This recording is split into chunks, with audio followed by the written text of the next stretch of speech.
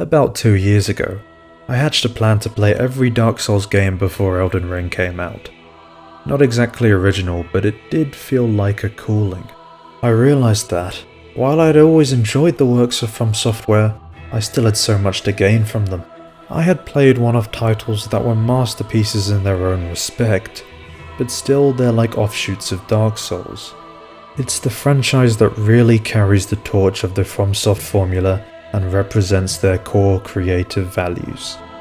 I could feel Elden Ring would pick that torch back up in a big way. So I thought I'd better experience that pre-Elden Ring history for myself while I still could. I thought of it like reading the book before you see the movie. You get to appreciate the authentic version without any preconceptions, before then enjoying the more spectacular version, understanding all the creative changes that have been made. Well, I made good on the plan by finishing Dark Souls Remastered, but Dark Souls 2 felt like the Wish version and it bored the fuck out of me, so I dropped it. Elden Ring came out already, so I left Dark Souls 3 to rot in my game library. But now that I've finally returned to Dark Souls 3 and finished it, I actually feel happy I approached the games in this order. And I didn't just love it, I felt epic, realizing that Dark Souls 3 acts as the perfect closer for this whole fucking FromSoft ordeal. I was expecting a Dark Souls game on par with the first, just probably with a little added depth. But what I actually got was so much more. My theory now is that Dark Souls 3 was FromSoft's ace in the hole, not just to consolidate the best ideas of Dark Souls into one project, but also to lay the groundwork for their greatest hits to come, i.e. Elden Ring. Let me explain why.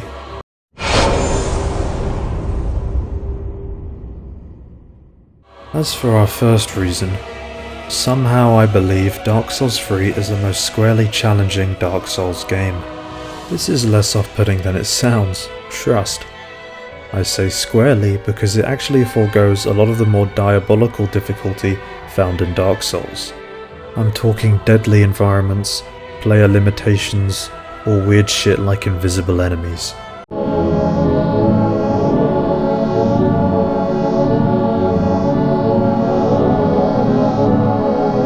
The game is far more linear. Its areas are more explorable in a brief time, and perhaps these areas begin to feel samey. But disappointed players fail to understand why this change in direction is completely worth it. The game's challenge ethos is focused singularly on enemies and bosses. Dark Souls 3 areas are laid out one after another, with much less opportunity to bypass enemies or reserve them for later. And this fact is damn exciting when you learn to appreciate it.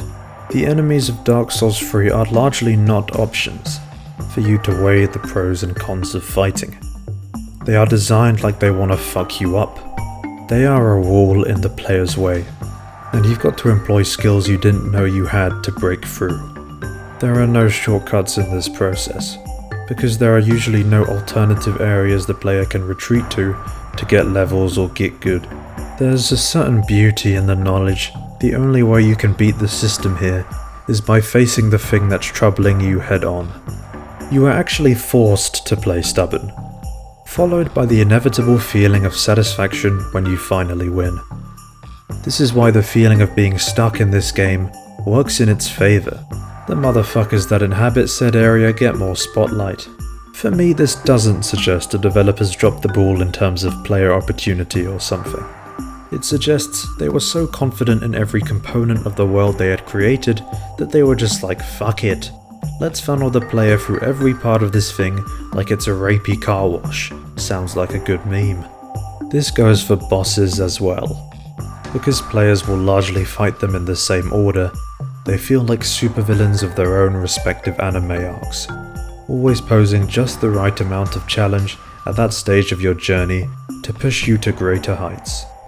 Playing Dark Souls 3 after Elden Ring was actually a really refreshing experience, because Elden Ring suffers a bit from the lack of linearity. It's very rife with opportunities for the player to trivialize all the coolest areas, because they grew powerful in some hole somewhere else. Obviously none of this makes Dark Souls 3 the better game, It just makes it a better exercise for people like me, who grew up on these sorts of games, to really appreciate the core experience the developers intended. I think you've just gotta appreciate this departure in game direction for what it is, as long as the devs are giving it their best shot. So enemies get the spotlight, so what? Well, it's a good thing considering they're actually pretty crazy to fight. It seems FromSoft was still playing with the fast-paced combat of their previous game, Bloodborne. I experienced a level of enemy aggression and attack persistence from basic mobs that I did not expect from Dark Souls.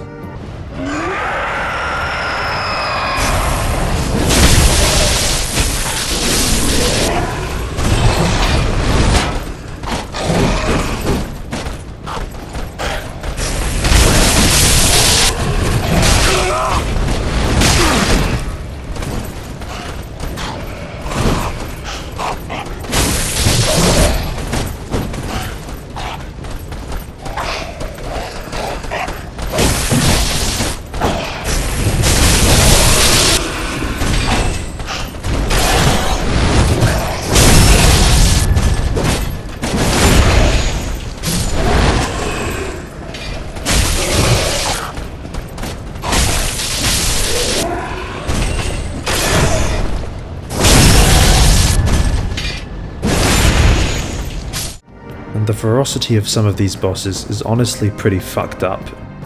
It encourages a level of dodge rolling that verges on bizarre.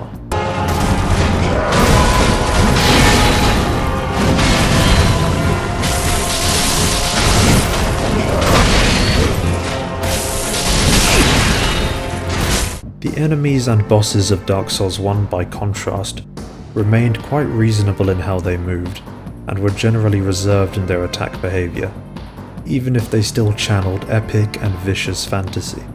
Again, I would never say that Dark Souls 3 is the better game because of it. Because again, we're talking two different styles of game design that both work. But I genuinely think, if you can get over shields being screwed over in this game, the Dark Souls 3 change is a win.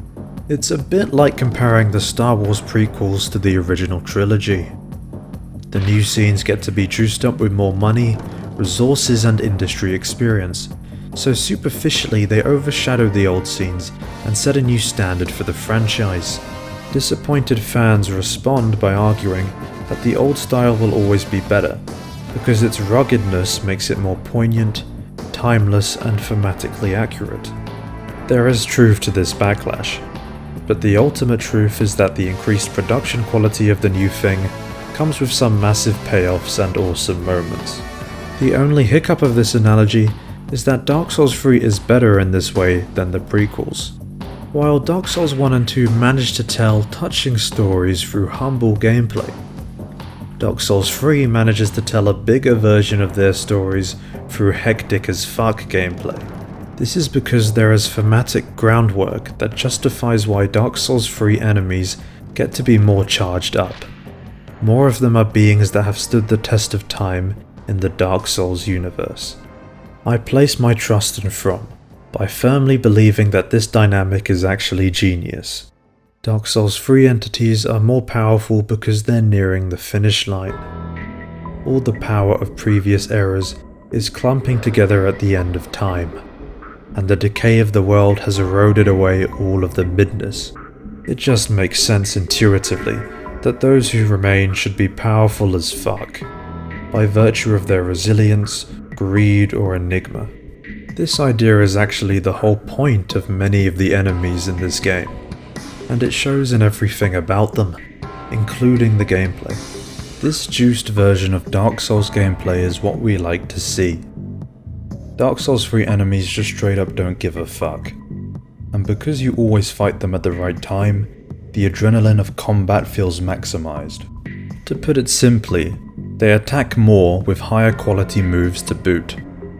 Group encounters are exponentially more hostile. Accordingly, the player is essentially just more of a spaz. The player's stamina management is more forgiving than ever, and to add to this, your roll dodging has become uncannily effective. You also have access to a slew of hectic weapon skills. This system is a clear stepping stone on the way to Elden Ring. but I actually almost prefer this less developed version. Every weapon comes with an active skill, but none of the skills are interchangeable, meaning that while players can pull out more heroic moves, they must still respect the unique offerings of each weapon. Playing feels like you're fighting momentum with momentum. Your enemies molest you like the plague, but the skills at your disposal have a lot of dogged forward movement themselves, allowing you to preempt or counter enemy strikes and blast the shit out of them. Further, your running heavy attack is literally the same as your jump attack, because the devs decided I needed more yeet. Enemies with a surprising amount of presence demand your respect, and intelligent players give it to them. I also found incentives to parry were cherry sweet in this game. It doesn't afford the forgiving timing of Dark Souls 1, nor the posture-breaking system of Elden Ring, but what you do get is many abnormally strong humanoid enemies, so parrying crops up as your ace in the hole again and again. God, I went wild.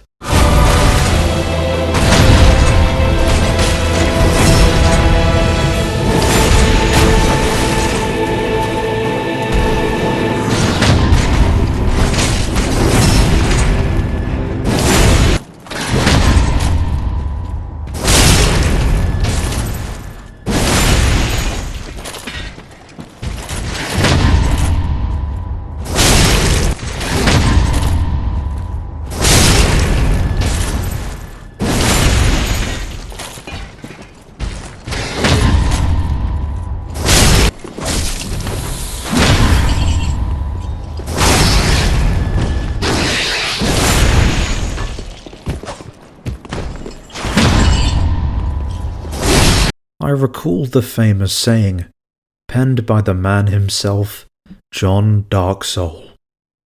Dark Souls 3 is truly the Dark Souls of Dark Souls. When you think about it, he's got a point.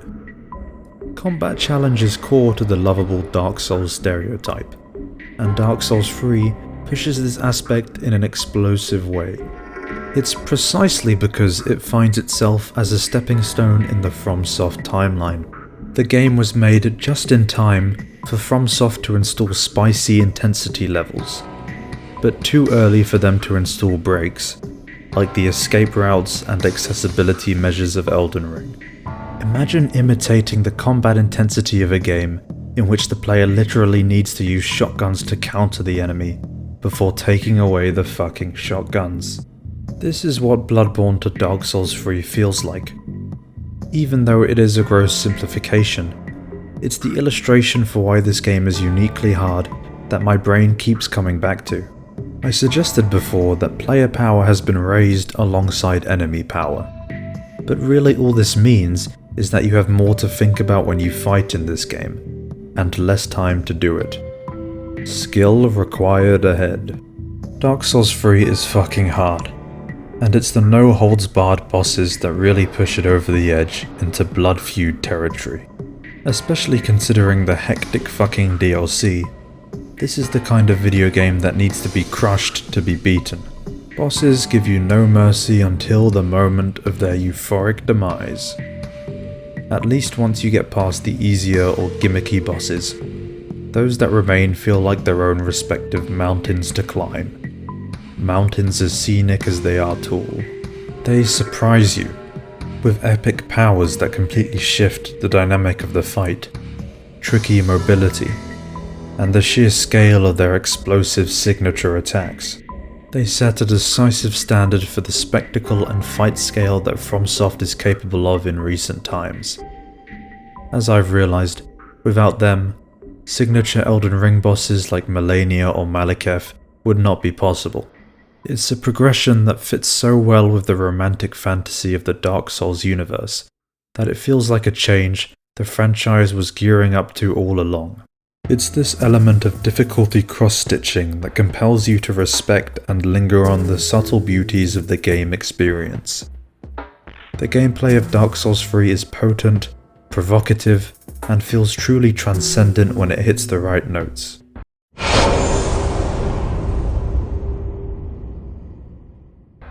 Dark Souls 3 has a beauty to it that has remained very charming and sleek into 2024, a whopping 8 years after its release.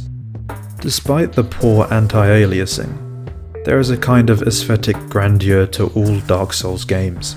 Through the haze, there's always been an endearing gleam to the atmosphere, a fantastical, large design ethos that speaks for itself. Rich light and texture shines from ornamented environments, and faraway structures of all shapes and sizes are visible in the distance. In terms of graphical output, Dark Souls 3 clearly doesn't have a lot to work with. Both Uncharted 4 and Battlefield 1 came out the same year, and yeah, this game graphically is not even in that conversation. But fuck that, art style is a different matter. The player's close environment is composed with so much character and diversity that it is beautiful. Beautiful enough to motivate the player to explore. FromSoft is truly experimental when it comes to their environment design and collective aesthetics, which helps bring many crazy locations to life over and over again, in ways that pay homage to the fantasy genre at large. Like other Dark Souls titles, it uses topography to its artistic advantage. Castles, forests, and dungeons are laid out with intricacy, not just so they can be fun to navigate, but also so they can be interesting spaces. You can tell Dark Souls 3 was massively helped by the conceptual phase of its design, such that every area and its appearance is memorable compared to the last. There are many arresting views, architectural and panoramic. It may not have fidelity, or even a vivid colour palette, but in terms of pure craft, Dark Souls 3 is tricked the fuck out. Just look at this enemy design. It's bold, masterfully put together, and the sheer detail of the armour and weapons enemies show off is captivating. While it depends greatly on the enemy, the smoothness of their motion feels spotless, as they stride elegantly under shining armour or putrid hides, and they fight with satisfying clangs, bangs, and the raw power of the elements.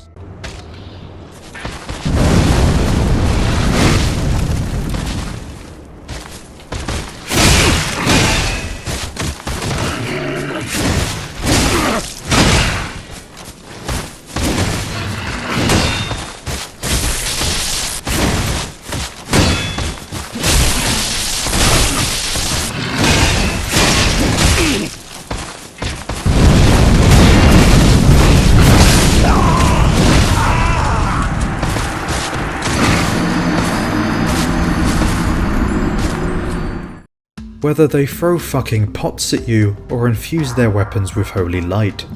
Even the grunt enemies in this game really make a scene of themselves, in hyperactive and beautiful ways. This constant FX excitement and epic game feel is certainly one of the ways you can tell the franchise really turned a corner with this game. Enemies spoil the player with their visual specialties, and it seems the developer's imagination ran fucking wild. It's an observable, inspiring fact that Dark Souls 3 introduced a standard of abundant enemy quality that has only been attempted a few times in all gaming. Equally, the player has access to their own flashy abilities, and can appropriate detailed enemy armor as their own. The artistic depth of the whole dance only increases. I actually respect Dark Souls 3 more than I love it, although I do love it. I see so many creative outlets fitted into a single game that I can tell it represents the moment at which FromSoftware's creative and technical capabilities finally came together, so the boys could finally go crazy, making their best and flashiest takes on the Dark Souls formula into reality. The game isn't perfect, and it definitely does not have a monopoly on the artistic value of Dark Souls, but it is a grand, polished and highly accomplished game that FromSoft needed to depict one of their best game worlds to date. To be frank, I think Dark Souls 3 is the FromSoft game most suffused with awesome fantasy ideas that are impressively executed. This is actually pretty explainable. From had just been growing and growing as a creative powerhouse, but their only opportunity since 2015 to refine their game formula without a big genre shift has been Dark Souls 3. Elden Ring comes really close, but it doesn't bring so many epic fantasy ideas to full catharsis like Dark Souls 3 does. For one, none of its mini dungeons really put thematic food on the table. They're just out of fucking Minecraft.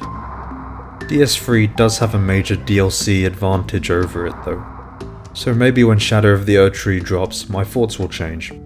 Exhibit A. Martyred knights driven mad by their forlorn duty. Barbaric to the point that they brawl with each other as they fight the player. Exhibit B. Violent tumours that erupt out of unassuming enemies, recognizable by their roiling black colour, high-pitched scream and enraged moveset. Exhibit C. A forgotten warrior god who rides a fucking dragon through a storm current, attacking you with lightning abilities from the First Age. I could go on, but the point is that no fantasy idea is safe from FromSoft, and when they commit to it, they full send the visuals, behavioural design, all the sensations of their combat, the context and lore behind them, everything. I actually like to see this game have more stereotypical fantasy concepts, because the From style makes them so fun to unpack, in a new, dark context. DS3's memorable places, dialogues and bosses can be interpreted as concepts within a greater whole. The entire world is grounded in ideas of the inevitable decay of order, the ruthless sacrifice of heroes, and the horrors of living on in a chaotic world. It communicates this indirect story to you through the haggard design of its enemies and places. Because the game's art direction is so tight and effective, and isn't afraid to dip into horror territory, it depicts scenes of real tragedy, resentment and instability without the need for much dialogue or cutscene. Every expertly designed cobblestone tells the tale of how their wife took the kids or something. The ins and outs of this messy tapestry of lore is damn complicated. But what's nice is that there's a process to it. The areas take point indicating what the world has been through, and then item descriptions make these indications more explicit or elaborate, until you've got at least a tangible idea of whatever the divine medieval fuckery is going on here. Dark Souls 3 plays with visualizations of warmth as its artistic anchor. It's actually not so different from A Song of Ice and Fire. The premise of Dark Souls is that fire and sunlight is life and worship. The only way anything lives and comes to reason and civility is through the fiery essence of the gods and their descendants. Therefore, most things that exist derive from colossal parental entities and value the symbolic, ceremonial significance of fire. With this premise in mind, the game benefits a lot from using warmth and cold as artistic devices. Places of the dead and forgotten have been designed with an intentional sense of chill and dampness. The frigid areas of the game check out as places where the traditional rule of law has been inverted, and there's some sense of blasphemy or alternative powers at play. And entities that still have fire to offer are very precious, demanding respect worthy of the ancients. The most evocative idea of Dark Souls 3 is that the world that was once of fire has become a world of ash. The player character is referred to as ash or unkindled, signifying that your kind barely qualifies as a respected vision of life anymore. You are merely the refuse of the old powers, a dreg one step away from a feral abyss, with only a tenuous and desperate connection to the illumination and agency of fire. You are cursed to remain this way, and you might observe that the world is just as undead as you, its sun submitting to an uncanny eclipse. You infuse embers into your body just for the extra power to endure, and even the final boss of the game is referred to as Cinder. All of these ideas are communicated artfully. Dark Souls is the kind of game that you feel and vibe with before you ever understand it. While you might not comprehend the happenstance of this world, you see it, you feel it, and you hear it deeply. The immensity and poetry of the words and the scenes is enough to hype you up, even if you're too fucking stupid to appreciate the why of it all. If you're wondering why characters like Godfrey or Malekith get fucking wanked off on TikTok, despite the drought of the scenes dedicated to them. This is why. In the same way, it's crazy how lovable or respectable characters like Medea or Lorien are, despite you only brushing with them. They make their legend felt in every way except clear communication, which is also why the boss fights themselves are what really win players over to their vibe.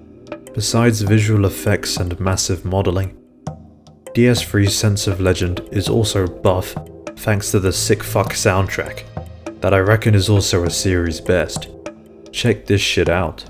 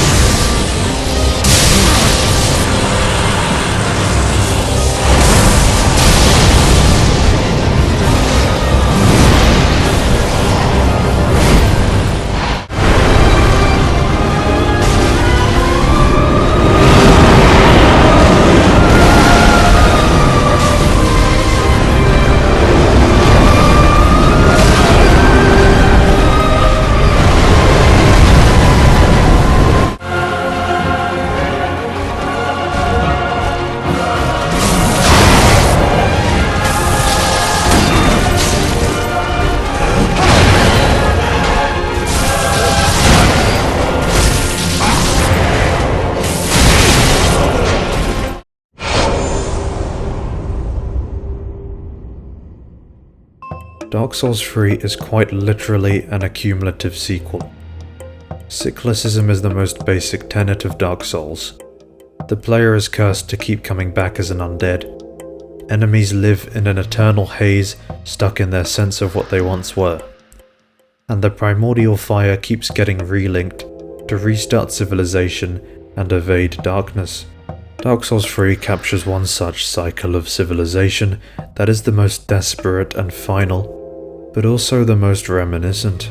Part of the cycle is the idea that nothing party to the fire is truly lost, just recycled, reincarnated and recombobulated to refuel civilization. Dark Souls 3 does not shy away from the derivative implications of this at all. Instead, it makes an enterprise of flipping entities, ideas and symbols from previous games to the benefit of this finale. Weirdly, I think this loyal repetition is fucking great for DS3's prospects as a sequel. Many players argue these flagrant recalls and recalibrations of known characters and ideas amount to boring fanservice. But Dark Souls 3 simply goes about this deja vu in the best way possible. The recalls here have been changed just enough every time to stage new tales only Dark Souls 3 can. There's so much to say about the value of this recall, because it's a translation of the original spirit in all meanings of the word. The dynamic has continuity to it, but it's also completely fucking different. And the tensions of the story are both new and nostalgic. The somber events of previous titles have graduated across time to become legend in the final game, interacting with current events and breeding new sub-legends. This doesn't just make the previous game experiences feel more seminal and resounding, it also makes the new game experience feel more historical and cathartic. It's a win-win. This kind of history is the cornerstone of rich, enjoyable fantasy lore.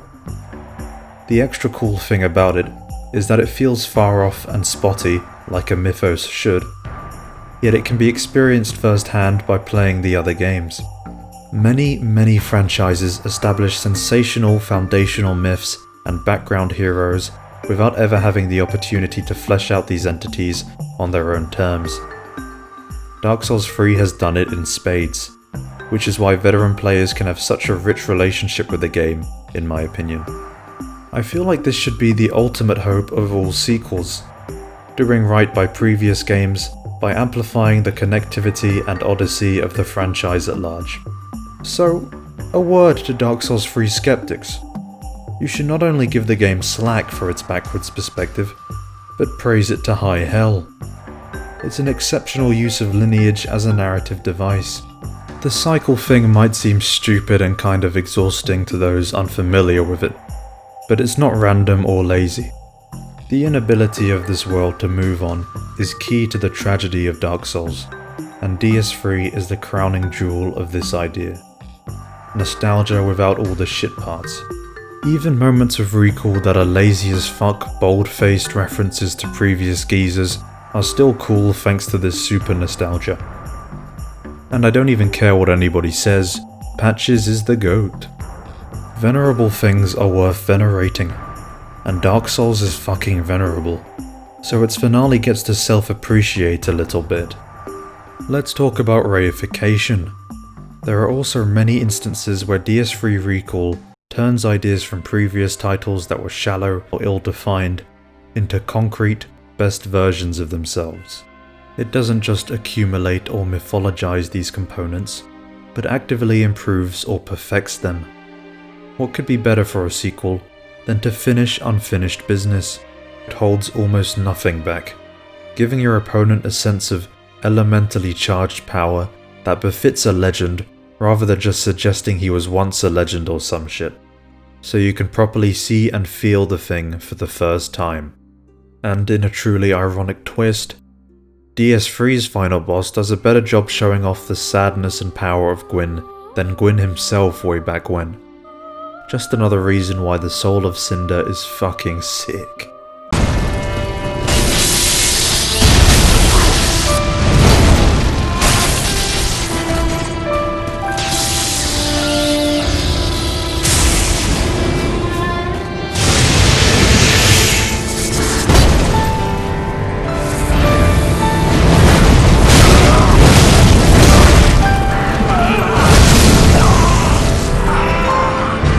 Again, you don't have to depreciate the Dark Souls games of before. Just view Dark Souls 3 as the energetic grandson of the franchise, here to tie up the loose ends of the family business. I'll finish by saying that Dark Souls 3 provides the mother of all endings. It doesn't just conclude the game, but the whole franchise, the epic that is Dark Souls. Your mission is a tad different. In the previous titles, your goal would be to collect the souls of all the great lords, to become powerful enough to link the fire. Whereas in Dark Souls 3, you must collect the souls of all those worthy to link the fire themselves, to become supreme of all. The player must become chosen even amongst the chosen. This acts as a great summary of DS3's main conceit, that the power of fire is more drained than ever, meaning the relinking only takes more and more time, combat and sacrifice as the cycle wanes on. Ah, another one roused from the sleep of death. Well, you're not alone. We unkindled are worthless. Can't even die right. Gives me conniptions. And they'd have us seek the Lords of Cinder and return them to their moulding thrones. But we are talking true legends with the metal to link the fire. We're not fit to lick their boots. Don't you think? The issue of linking the fire versus letting the timeline finally rest comes to a head. The final sequence brings the franchise full circle, as the player must conduct the fire linking ritual in the same way of the first age, in the same place. The boss you encounter there is the Soul of Cinder, an amalgamate creature that reflects all those who have linked the fire before, and their curse. They too live on in a dehumanizing synthesis. Pay attention to its design and you'll see the boss's armor is its skin, with its brow locked in a sad furrow. Its weapon represents the bonfires that have bound you throughout the franchise, its strength and its curse. It attacks with a remarkably varied moveset, your moveset across the different games. It dies sadly, And when you go to link the fire, the result is pathetic. A paltry ending for a tragic tale. Otherwise, it's the perfect opportunity to forsake the fire, finally ending the unnatural reign of gods and the harrowing pain of life as you know it.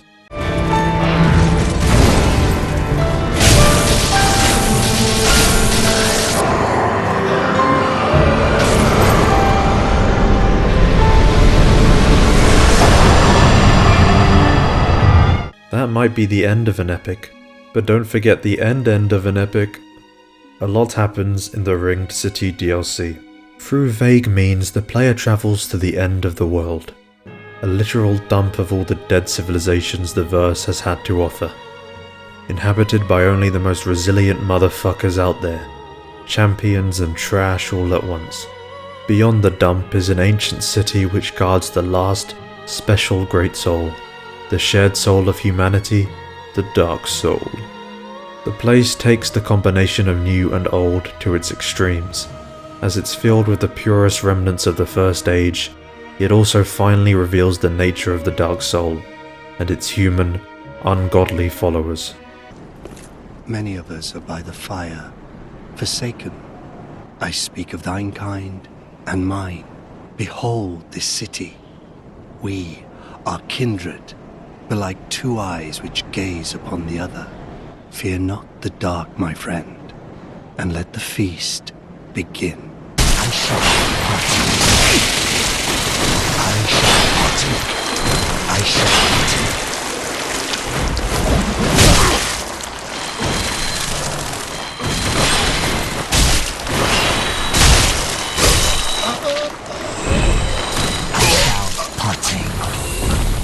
Eventually you come to the world at the end of time, a dimly golden wasteland. You fight with an undead even more rugged than you, who's absorbed the full traces of the Dark Soul. It's a battle for unadulterated monopoly, confirming the old adage that as long as two remain on this earth, they will fight for final dominance. This boss is the closest the player has ever come to fighting a foundational being. And once you have killed him and taken the Dark Soul for yourself, the ultimate vestige of humanity, you can finally say you have seen it all, the full tragedy of this world. And still there's a faint glimmer of hope, as you learn that a new world can be created away from all this bullshit. Guys, we finally did it. We are the Dark Soul.